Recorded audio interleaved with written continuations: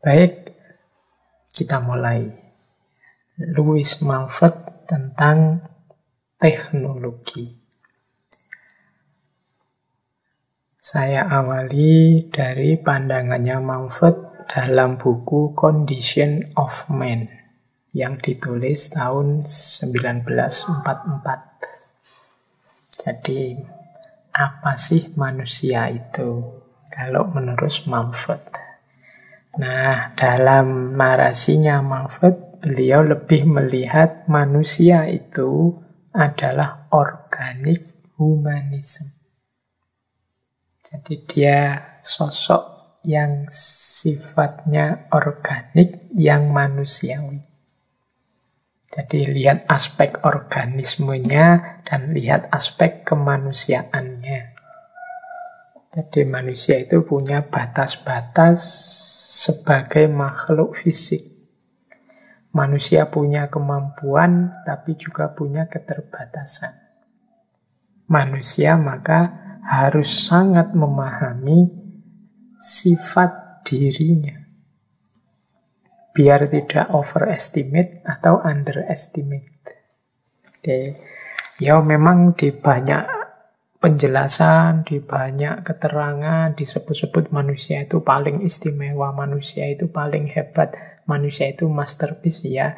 Tapi juga harus kita ingat manusia itu bukan superpower, bukan superhero yang tidak punya kelemahan. Dia juga ada kekurangan-kekurangannya. Maka sebelum kita turun, sebelum kita terjun dalam kancah hidup di muka bumi ini, idealnya kita harusnya sudah kenal siapa diri kita, apa kelebihan kita, di mana kekurangan kita. Sehingga nanti tindakan kita, kerja kita, karya kita itu terukur manfaat dan maslahatnya. Jadi ini menurut saya pintu masuk yang penting. Jadi sebelum membahas unsur-unsur dalam hidup manusia, kita pahami dulu manusia itu apa. Nah, kemudian dalam buku Condition of Man itu dijelaskan pula oleh Mumford bahwa manusia itu banyak bergantung pada lingkungan sekelilingnya.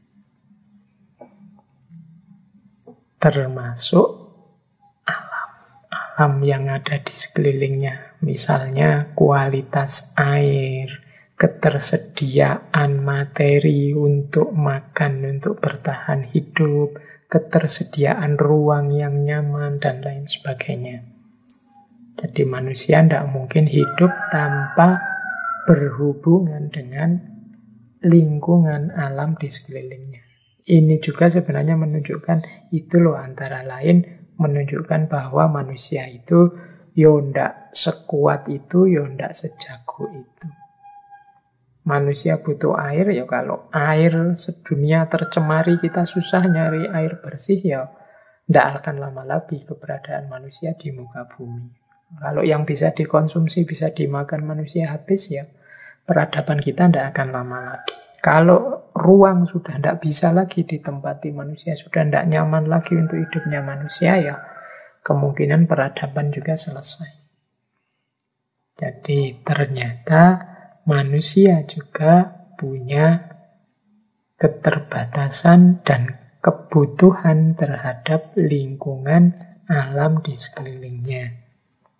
Itu ciri kedua manusia. Jadi yang pertama manusia sebagai organic humanism, yang kedua manusia sebagai makhluk yang banyak bergantung pada hal lain di luar dirinya.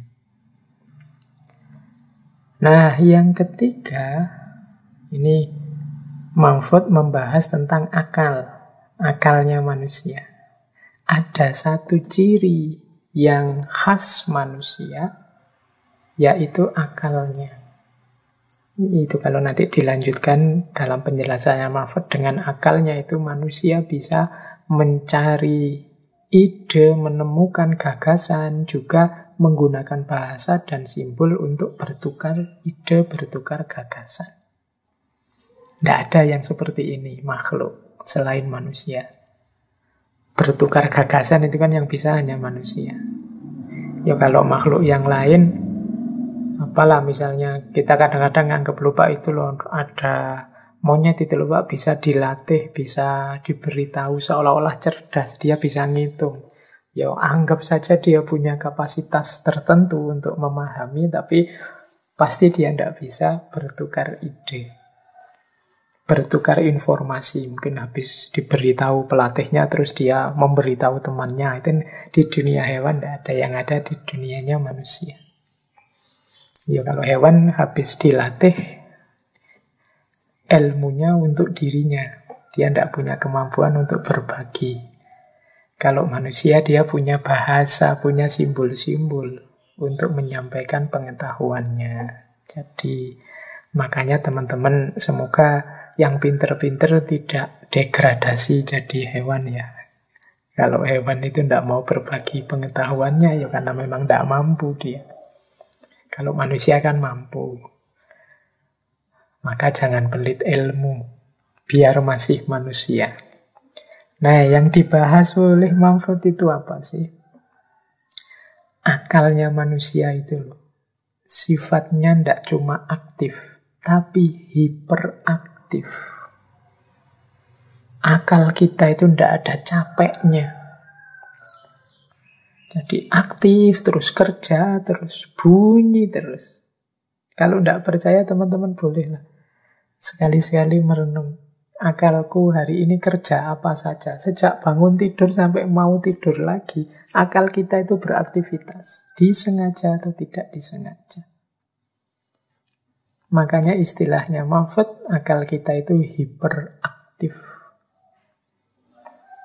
Nah, hiperaktifnya akal ini ada positifnya, ada negatifnya.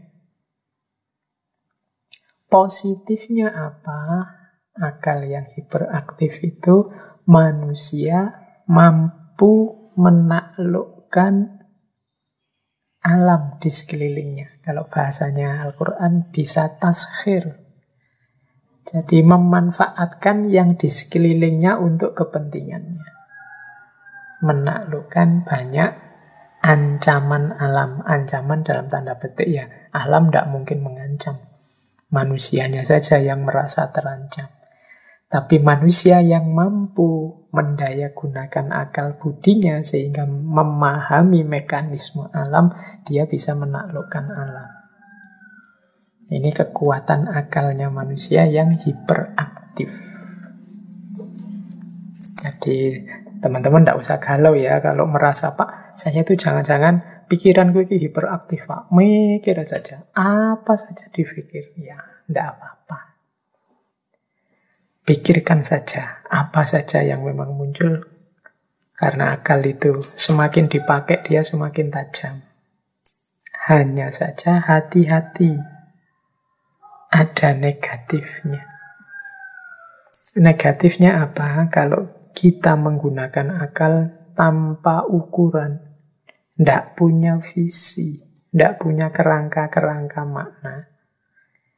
Tidak punya kerangka makna itu pokoknya mikir ngawur, kayak apa saja ditabrakin, tidak peduli, yang penting original, yang penting kreatif, yang penting itu tidak punya kerangka makna namanya. Bisa jadi hasilnya self-destruction.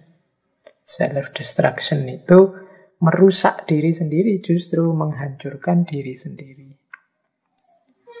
Itu yang tadi saya bilang, harus punya rem.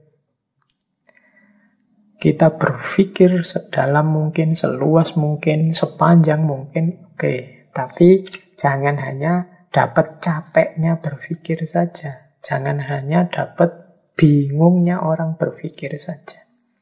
Kita harus punya kerangka-kerangka berpikir.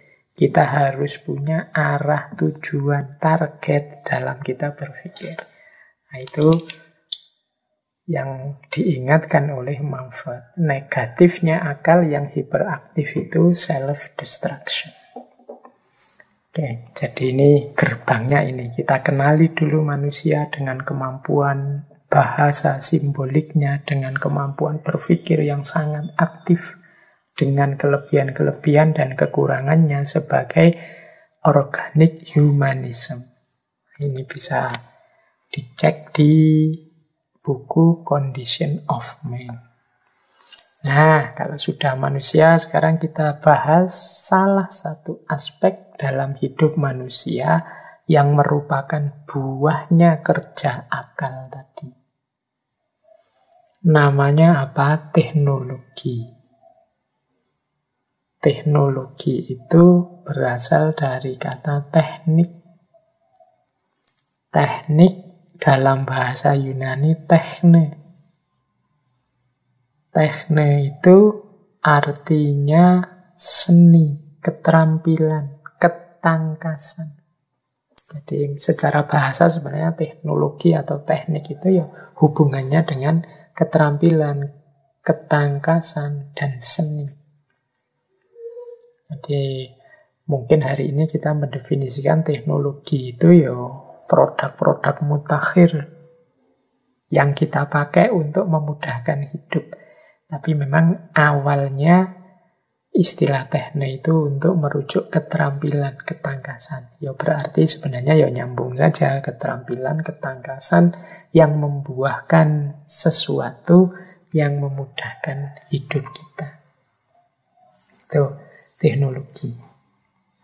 Nah, menurut Manfaat, teknologi ini hasil dialektika antara dua hal, yaitu kondisi sosial masyarakat dan proses industri di tengah masyarakat, atau proses inovasi di tengah masyarakat. Jadi, teknologi ini lahir dari kondisi sosial yang disebut oleh Manfaat nanti 4. Wishes, habit, ideas, dan goal. Wishes itu harapan, habit itu kebiasaan, ideas itu gagasan, dan goals itu tujuan. Jadi manusia itu secara sosial dia kan punya harapan-harapan. Kemudian dalam hidupnya secara sosial dia punya kebiasaan-kebiasaan. Akalnya yang aktif melahirkan ide-ide.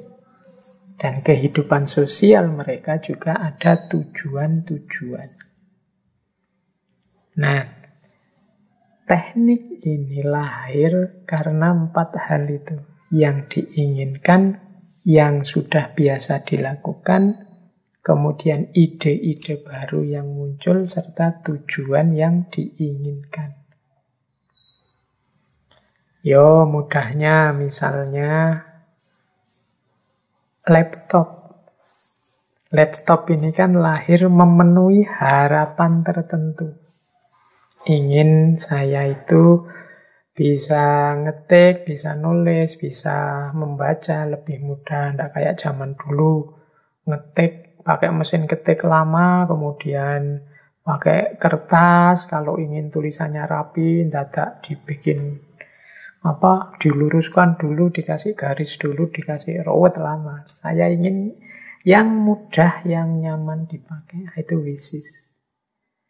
Dan berhubungan dengan habit. Kalau tidak punya habit akademik, tidak punya tradisi yang senang belajar, tidak mungkin dia punya harapan-harapan yang berhubungan dengan nulis tadi. Maka lahirnya laptop ini kan melayani masyarakat yang sudah punya habit nulis, membaca, kebutuhan akan mesin ketik yang modern, profesional, yang mudah dipakai, dan lain sebagainya. Itu jadi berhubungan dengan habitnya masyarakat. Kalau masyarakat desa misalnya, ya mungkin lebih mereka mengharapkan ada, misalnya masyarakatnya petani, ada mesin untuk menanam padi, untuk menyiangi padi, bahkan sampai mesin untuk panen padi yang tanpa harus manusia turun. Nah, itu wishes, menyesuaikan dengan habitnya. Jadi harapan yang pastinya sesuai dengan habitnya setiap orang di masyarakat itu, yang dari situ muncul ide-ide. Jadi, oh enaknya bikin traktor, oh enaknya bikin komputer, bikin laptop, oh enaknya itu ide-ide gagasan. Yang pasti berhubungan dengan goals, tujuan.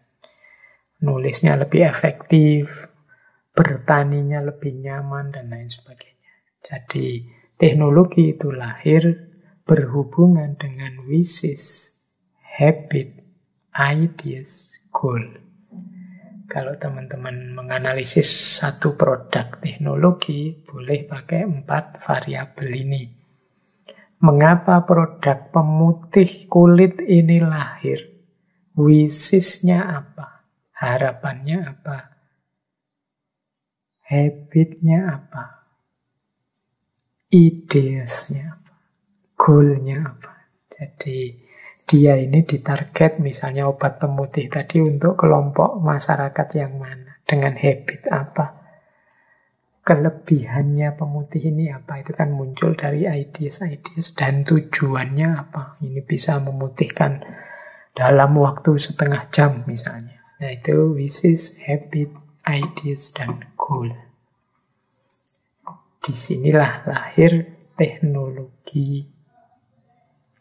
Meski begitu, katanya Manfred, ternyata ada juga peradaban, ada juga masyarakat yang menikmati produk-produk teknologi tanpa dipengaruhi oleh metode dan tujuan dari adanya teknik. Berarti apa? Ada masyarakat yang levelnya konsumen. Berarti konsumen itu ideasnya tidak muncul. Jadi ketika ideasnya tidak muncul, ya dia tinggal pakai. Kalau ada wishes, ada habit, ada ideas, ada goals, itu produk teknologinya mesti nyambung. Karena berawal dari kebutuhan masyarakatnya. Tapi masyarakat yang hanya konsumtif, ini harus dilihat dulu, tidak mesti nyambung juga. Kadang-kadang tidak butuh, tapi dirayu, tapi dikasih iklan, tapi didekati biar jadi butuh. Beda dengan yang tadi memang dari masyarakat situ keinginan, ide-ide untuk tujuan mereka. Sementara yang hanya konsumen, habitnya tidak cocok, wishes-nya mungkin tidak terlalu paham ini tujuannya apa, manfaat dan mudorotnya apa, itu tidak jelas juga. Ideas pasti bukan dari mereka, dan goals-nya juga masih meraba-raba. Tapi karena mungkin tuntutan zaman, biar tidak dianggap kuper, tidak dianggap kurang gaul, tidak dianggap, terus produk ini masuk dan teknologi ini dipakai tanpa metode dan tujuan masuk. Itu kalau dari kalimatnya Manfred ini nanti yang kadang-kadang jadi sumber permasalahan dalam dunia teknologi. Ya mirip kayak di daerah tertentu misalnya masyarakatnya masih sangat pedalaman. Saya lupa itu ada yang pernah cerita begitu. Listrik saja belum masuk. Tapi begitu mereka panen, uangnya banyak, belanjalah mereka barang-barang mewah. Beli kulkas lah, beli TV lah, beli. Tapi ya karena listriknya belum masuk, semua produk teknologi itu tidak kepake akhirnya. Kulkasnya dipakai naruh pakaian. Nah itu karena mereka hanya konsumen. Habit dan wishes-nya tidak dari mereka. Kebiasaan hidupnya berbeda. Karena situasinya masih belum memungkinkan. Nah itu ada katanya Manfred peradaban kebudayaan yang sifatnya seperti itu. Nah ini sebenarnya kita tidak harus nengok kemana-mana. Coba teman-teman ditengok dirinya sendiri ke dalam. Ada ndak kira-kira produk-produk teknologi yang ini ndak cocok dengan habit kita? Habis beli kita bingung buat apa. Pas lihat iklan kelihatannya menarik. Begitu dibeli, menariknya hilang. Mungkin barangnya terus kita sisihkan saja, entah di gudang, entah di pojok yang mana sudah jarang disentuh. Karena habit kita ternyata tidak bersentuhan dengan itu. Kemarin kita hanya mungkin kena promosi saja. Nah, ini di antara nanti problem teknologi yang dikritik oleh Mumford. Jadi ada other civilization reach a high degree of technical proficiency without apparently being profoundly influenced by the method and aims of technique.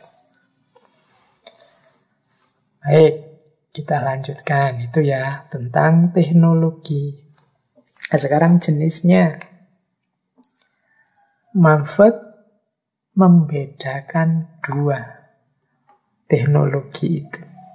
Ada tools, ada machines. Nanti kalau dalam uraiannya Mumford itu kelihatan dia lebih suka yang tools daripada yang machines.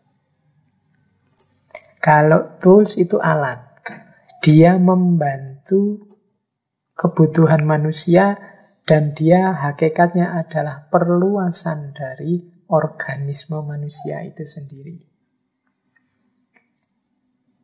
Mudahnya tools itu, ya teman-teman sebut saja misalnya palu, gergaji, itu contoh mudah ya. Itu kan tools, alat-alat. Itu kan perluasan dari organisme manusia. Kalau harus menancapkan paku di tembok apa di kayu, tidak ada alat, kita tidak bisa. Maka lahirlah kita bikin hammer, kita bikin palu untuk maku. Nah, itu dia alat. Jadi dia perluasan dari organisme manusia.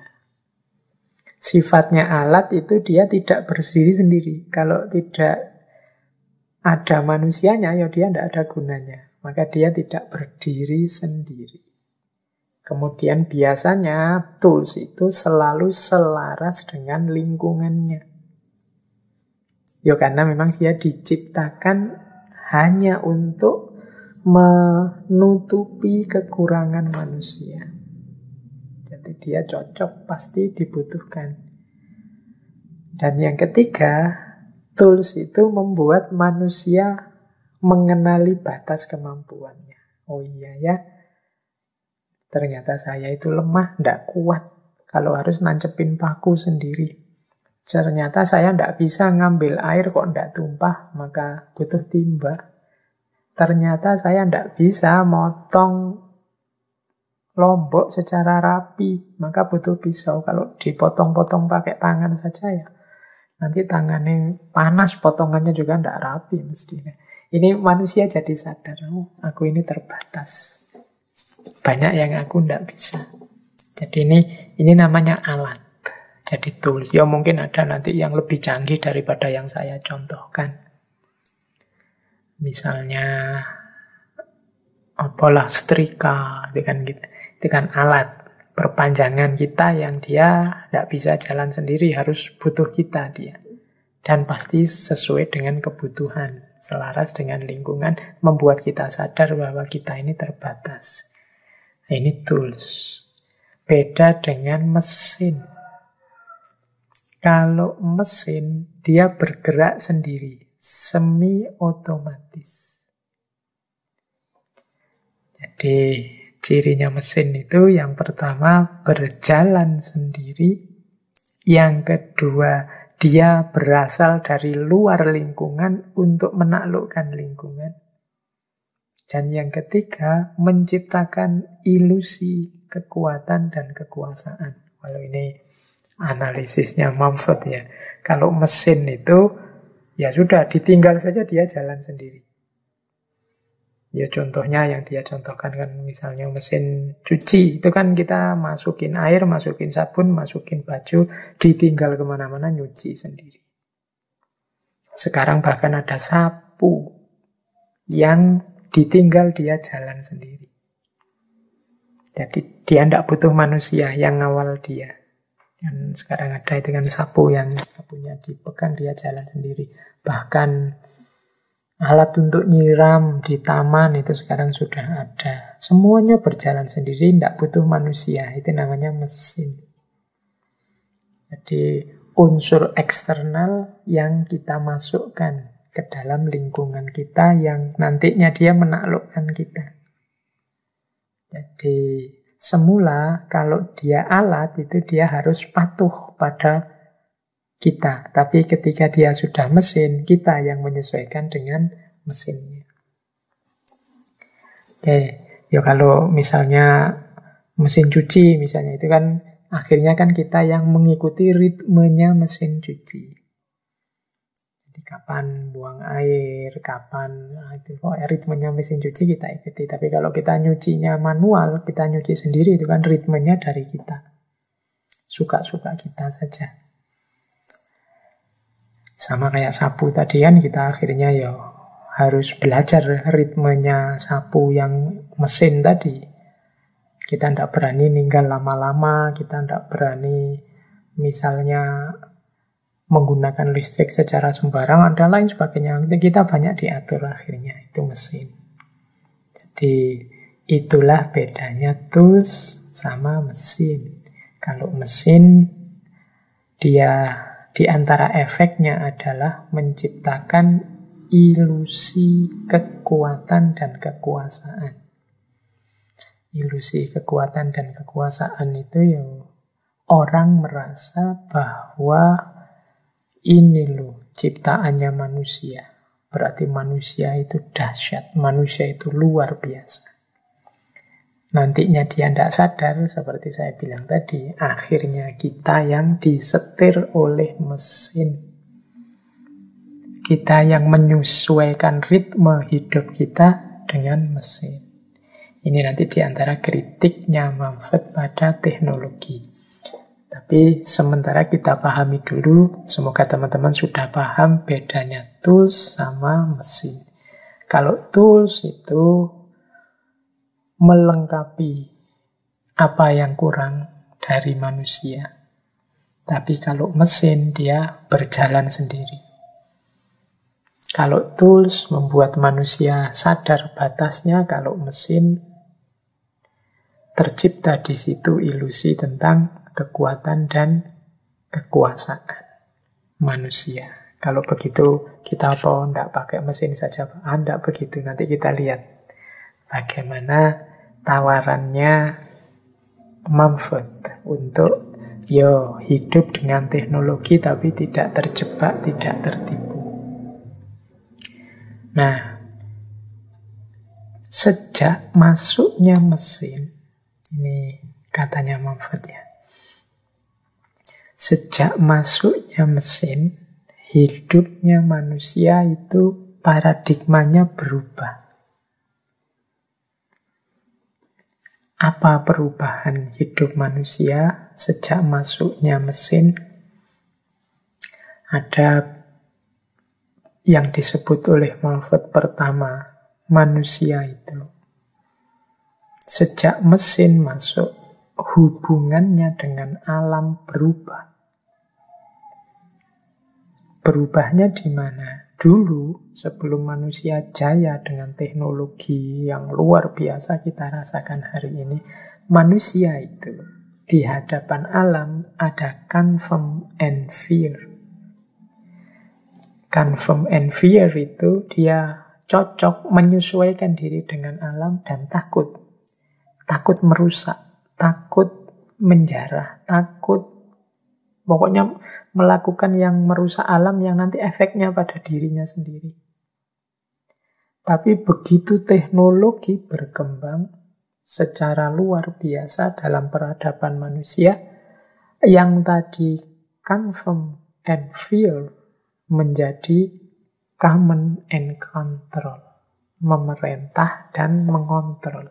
Sekarang jadi kita yang menguasai alam dan merasa karena menguasai bisa melakukan apa saja pada alam. Tidak ada takut-takutnya lagi kita sama alam.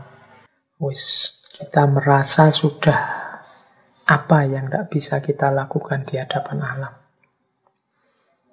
Kita sudah bisa terbang, kita sudah bisa nyebrang laut, kita sudah bisa nembus bumi, kita sudah bisa membelah gunung. Alam sudah tidak ada yang tidak bisa kita taklukkan. Nah, itu dengan teknologi kita. Nah, ini jadi ada paradigma yang berubah dari come from and fear menjadi common and control. Ini mental ya. Loh Pak, kita kan juga tetap masih kalah Pak dengan banjir, kita kalah dengan gempa. Coba perhatikan teman-teman, setiap kali ada banjir, ada gempa, mental kita yang muncul apa? Biasanya kan tetap mental command and control. Bagaimana kita bisa menguasai, biar kita bisa tidak kalah oleh gempa, bagaimana kita bisa mengontrol, biar nanti banjir ini bisa kita tanggulangi. Mentalnya tetap mental command and control. Jadi tetap alam tidak seperti semula di pikiran kita. Kalau dulu kita itu kan confirm and fear. Confirm and fear itu kita menghargai alam, kita menyesuaikan dengan ritme alam, dengan sunatullah dalam alam semesta. Dan juga takut ini kalau saya buang sampah sembarangan, nanti banjir ini. Polahku jadinya alam banjir. Ini ada takutnya. Tapi hari ini banyak orang memang mentalnya command and control. Gimana aku kuasai, gimana aku kontrol. Bahkan gimana caranya aku tetap buang sampah ditumpuk di situ banyak tapi tidak mengakibatkan banjir. Gimana caranya tetap aku dapat kayu banyak tak tebangi sak kapoke tapi aliran airnya ditata biar tidak jadi banjir. Semangat kita selalu semangat itu. Ini yang oleh Mahfud disebut kita dari come from and fear menjadi common and control. Ya mungkin kita sekali-sekali kalah dalam tanda petik di hadapan alam. Tapi mental kita sudah mental common and control. Kita harus tetap lebih unggul di tengah alam semesta. Kita harus tetap yang nomor satu, yang paling kuat. Itu yang tadi disebut ilusi kekuatan dan kekuasaan di hadapan alam. Nah ini ya penting untuk bahan refleksi kita. Saya masih ingat dulu waktu kita belajar tentang sekularisme itu kan cirinya orang sekuler itu desakralisasi. Jadi semula orang itu mensakralkan pengetahuan, mensakralkan alam. Mensakralkan itu jangan diartikan menyembah itu ya. Jadi menghargai. Jadi menganggap dia tidak boleh dijarah semena-mena. Nah itu.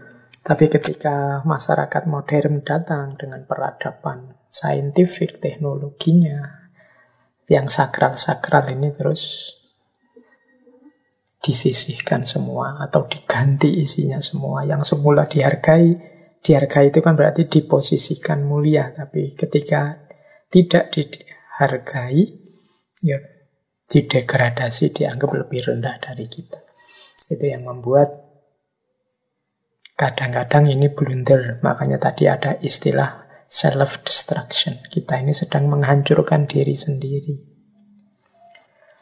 Nah itu yang pertama. Ya monggo kalau ada waktu ya kita refleksi. Opo yo sih kita ini sudah ada di level command and control. Kalau bahasa agama kita ini orang-orang yang sombong, angkuh di hadapan alam. Merasa yang paling kuat, paling kuasa, paling bisa, paling mampu. Baik, yang kedua, ada efeknya lagi. Sejak masuknya mesin, sejak jayanya teknologi, yaitu disappearance of limits. Jadi lenyapnya batas-batas. Jadi tadi ini penjelasannya urusan sakral-sakral tadi, orang sudah tidak merasa punya batas di hadapan alam. Jadi semua asal mau dan mampu jalan terus saja.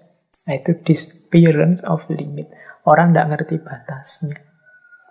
Tidak paham kapan dia harus maju, kapan dia mundur. Tidak bisa mengkalkulasi. Ini kalau maju efeknya untuk manusia dan kemanusiaan apa. Kalau aku tidak berhenti-berhenti, ini lebih banyak untungnya apa lebih banyak ruginya. Kita tidak punya lagi perspektif dan wawasan yang tegas tentang batas. Itu yang disebut disappearance of limit. Lenyapnya batas. Oke, ini sudah dijelaskan tadi di bagian-bagian awal bagaimana kita harus ngerti kapan ngegas, kapan ngerem. Dan yang ketiga, perubahan manusia karena teknologi adalah loss of proportionality. Jadi kehilangan kebijaksanaan untuk menangkap proporsi. Proporsi itu ngerti kapasitasnya dan dipenuhi sesuai kapasitasnya. Itu proporsi. Kalau saya butuh 3, ya saya ngambil 3 saja, jangan 4, 5, 6. Itu ngerti proporsi namanya. Jadi kalau saya inginnya 2, ya saya ngambil 2 saja. Love of proportionality. Ndak mentang-mentang bisa, ndak mentang-mentang mampu, terus digenjot saja sak kapoke. Ndak mentang-mentang makan gratis, misalnya kayak teman-teman mahasiswa ini ya, mentang-mentang misalnya makan gratis, diundang jagung, diundang nikahan temennya apa siapa gitu, begitu ada makan gratis, sudah loss of proportionality. Ndak ngukur kapasitasnya. Biasanya makan sak piring bisa 3-4 piring, ada 6-7 gubuk ya dimasuki semua, dibolan-baleni, itu loss of proportionality. Kadang-kadang sikap kita terhadap alam itu begitu. Seperti orang yang ketika dibebaskan untuk mengambil, kita ngambil tanpa hitungan. Ya mungkin seperti kalau pas kita ada kondangan manten itu ya, pulangnya kita sakit perut. Tuan rumahnya sama sekali tidak rugi, wong dia memang sudah menyediakan sejumlah undangan yang dikira-kira berapapun mereka ngambil cukup. Jadi yang rugi kita, karena kita tidak ngukur kapasitas kemampuan perut kita. Nah di hadapan alam itu jangan-jangan seperti itu. Alam ini sangat kaya, maka dia memberikan apa saja yang kita inginkan, hanya kita yang loss of proportionality. Tidak ngukur. Mentang-mentang bisa bikin mobil sebanyak-banyaknya, dan mentang-mentang punya uang, beli mobil sebanyak-banyaknya, akhirnya efeknya tidak karu-karuan.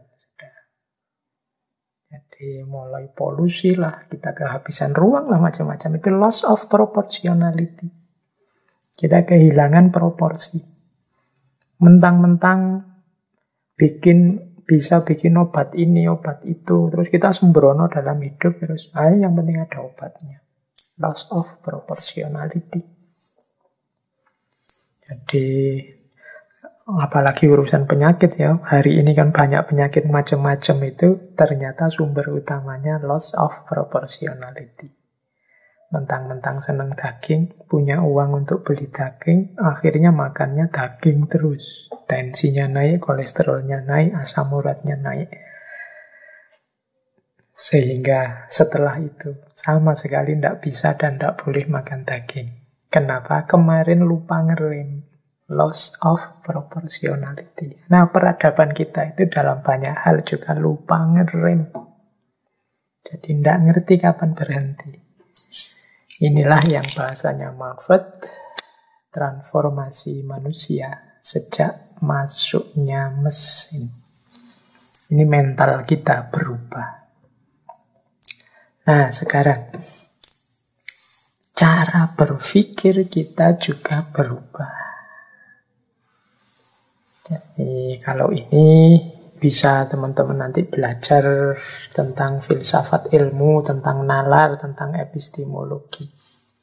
Orang modern dengan sains dan teknologinya itu juga epistemnya, cara berpikirnya berubah. Kalau di Mumford saya catat ada istilah misalnya faktualisme, kemudian practicality, kemudian logic of materials and forces, kemudian more objective personality. Oke, yang pertama faktualisme. Faktualisme itu ya karena sains, teknologi, dengan mesinnya itu kan sesuatu yang terukur, sesuatu yang nyata, bisa dilihat, bahkan bisa dinikmati secara fisik. Ini membawa pada nilai nalar, nilai berpikir yang baru, yaitu faktualisme. Ini juga tidak salah sebenarnya, cuma kalau terjebak di situ terus, ya nanti hanya percaya pada yang faktual-faktual saja. Yang tidak faktual, tidak diterima. Faktual itu berarti ada faktanya saja. Yang tidak ada faktanya dianggap pasti salah. Itu faktualisme, itu mirip kayak teman-teman, ala cuma tulisan, fotonya mana, videonya mana. Tidak ada foto, tidak ada video, berarti hoax. Ini, itu antara lain gaya faktualisme. Hanya menerima yang faktual-faktual. Yang kedua, practicality. Practicality itu hanya menerima yang bisa dioperasikan, yang praktikal. Saya tidak tahu bahasa Indonesia ini praktikal itu apa. Kalau praktis kan beda maksudnya. Kalau praktis itu kan nyari simpelnya saja, tidak mau rumit. Jadi praktikal itu sesuatu yang bisa dijalankan. Jadi contohnya kalau teman-teman ngeritik temanmu, ala cuma teori, ala cuma omong saja, itu berarti kan tidak praktikal. Yang dicari dengan peradaban teknologi itu yang praktikal, yang ada bukti nyatanya, jangan cuma teori. Kalau cuma teori kan hanya ngomongan saja. Ayo, mana penerapannya? Nah, itu namanya practicality. Jadi, berkembangnya peradaban manusia dengan teknologinya membuahkan cara berpikir, cara bernalar dengan nilai-nilai faktualisme, nilai-nilai practicality. Yang ketiga, ada logic of materials and forces. Ini standar berpikirnya, akhirnya hanya menerima yang material dan yang lebih kuat, lebih berdaya. Jadi logic of material and forces. Jadi diukur secara kenyataannya, materialnya, dan mana yang lebih kuat, lebih berdaya. Ya mudahnya misalnya, mengapa HP jadul yang Nokia lama itu sekarang tidak laku? Yang laku Android smartphone terbaru, karena secara forces, secara daya, kekuatan, ya dia kalah dengan yang smartphone yang belakangan. Jadi logikanya memang seperti itu, logic of material and force. Secara materi lebih menang yang smartphone belakangan ini. Daya kekuatannya juga begitu. Itu contoh mudah urusan HP. Dalam banyak hal juga semuanya pakai logic of material and forces. Mana yang lebih, mana yang lebih. Jadi, kalau urusanmu sama lawan jenismu pacaran, itu logic of material and forces, itu ya nyari yang lebih cantik, nyari yang lebih kaya, nyari yang lebih ampuh, ya selalu begitu yang dicari. Nah, ini gaya progresif modern. Nilai-nilai berpikirnya begitu. Dan akhirnya apa? The more objective personality. Jadi terbentuklah sosok manusia yang lebih objektif. Jadi lebih objektif itu ya, mengapa disebut objektif? Ya karena dia menggunakan ukuran-ukuran objektif dalam berpikir. Ukuran objektif itu ya faktanya, praktikalnya, material and force-nya. Itu yang disebut the more objective personality. Jadi orangnya disebut objektif. Orang objektif itu kan orang yang kalau A ya dia bilang A, kalau B ya dia bilang B. Cuma dasarnya jelas, yaitu fakta, praktikal, dan logika material. Ya, ini gaya berpikir akibat pengaruh teknologi. Teknologi kan juga begini cirinya. Dia faktual, dia praktikal, dia material and force, dan objektif. Ada ukuran-ukuran konkretnya. Tidak mungkin teknologi kok subjektif ini Pak. Ini mesin ini Pak, tergantung moodnya dia. Dia kadang gini, kadang gitu, Anda dianggap canggih. Mesin itu selalu dia canggih.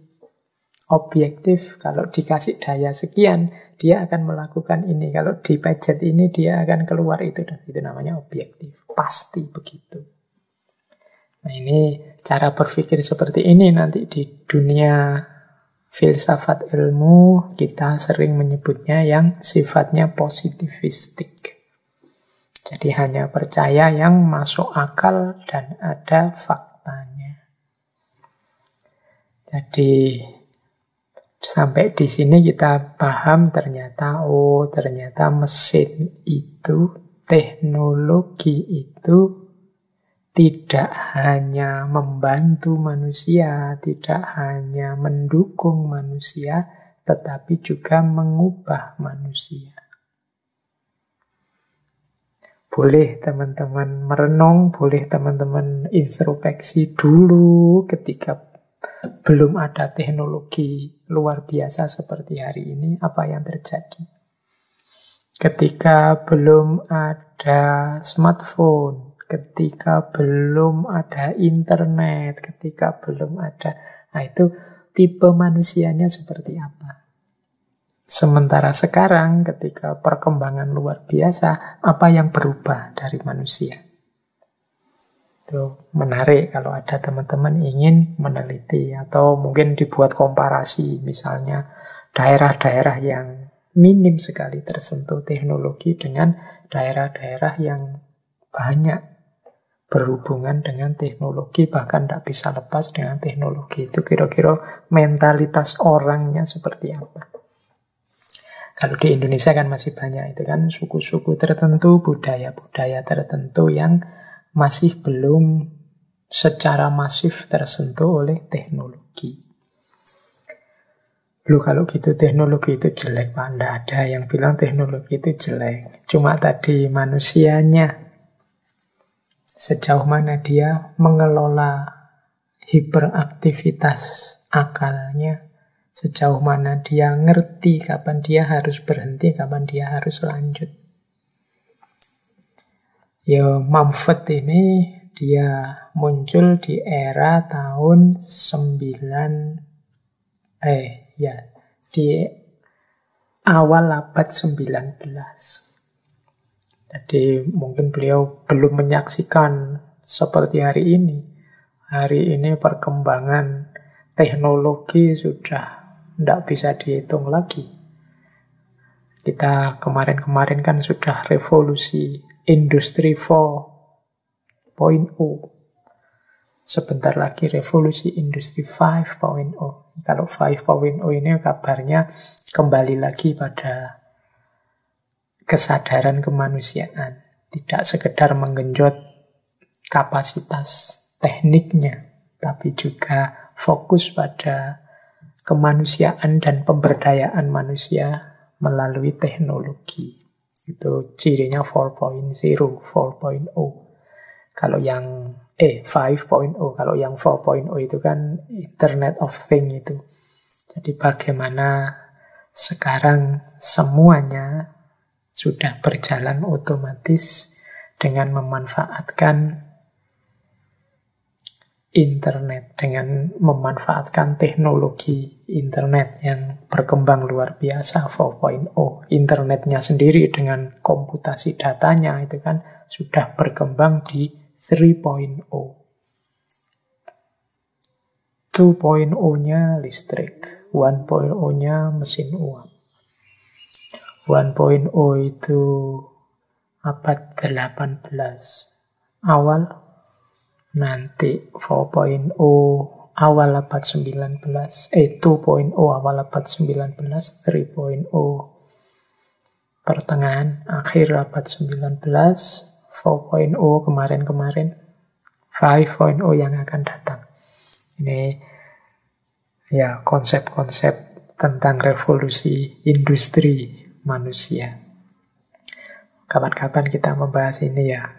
Menarik perkembangan peradaban manusia dari sisi teknologi. Kita lanjutkan. Ini Mumford ini berarti mungkin era-era 2.0 awal abad 19. Baik, tapi bukan berarti tadi ya gagasan-gagasannya ternyata ya sedikit banyak masih relevan saja dengan kehidupan kita hari ini. Karena dia tidak membicarakan konten teknik atau teknologinya, tapi efeknya. Jadi hubungannya dengan manusia dan kemanusiaannya. Nah, kita lanjut. Nanti Mumford juga membahas situasi jadi lebih rumit ketika kecanggihan akal yang melahirkan teknologi dalam bentuk mesin ketemu dengan ambisi manusia lewat jalur ekonomi yang namanya kapitalisme. Jadi dunia teknologi itu kan variabelnya 3. Yang pertama kapasitas manusia, yang kedua kebutuhan manusia, dan yang ketiga teknik.